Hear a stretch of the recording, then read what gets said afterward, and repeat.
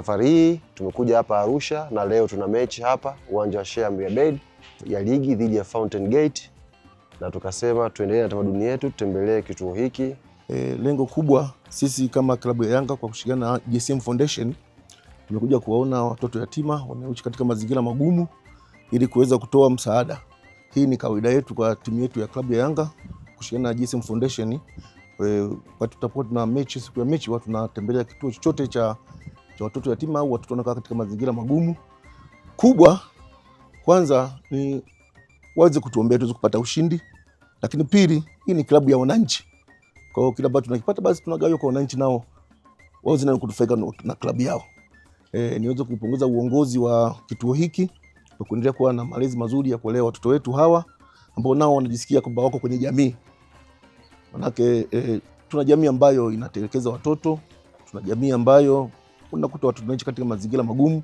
Lakini kwa kweli tumejaribu kutembelea hichi kituo na kuangalia mazingira yake, watoto wana furaha, wanaishi vizuri. Hongereni sana. Baba, tunatangaza kwenye ulimwengu wao katika jina la Yesu, ulimwengu wa michezo, ulimwengu wa mpira katika jina la Yesu, ulimwengu wa Yanga, Mungu wa mbinguni ukawainue katika jina la Yesu Kristo wa Nazareti aliye hai. Baba, tunatangaza ushindi, tunatangaza wao kutawala katika jina la Yesu. Wanapokwenda kucheza leo, tunatangaza ile nguvu ya utawala kwenye uwanja katika jina la Yesu. Tunatangaza nguvu kwenye miguu ya wale wachezaji katika jina la Yesu Kristo wa Nazareti aliye hai. Tunatangaza macho mazuri kama macho ya Daudi kwenye ulimwengu wao katika jina la Yesu.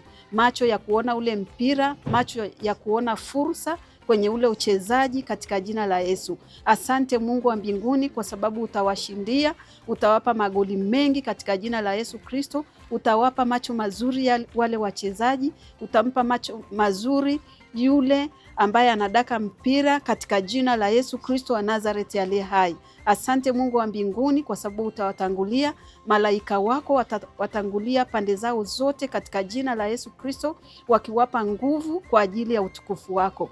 Baba, ni katika jina la Yesu tumeomba na kushukuru. Amen. Amen. Amen.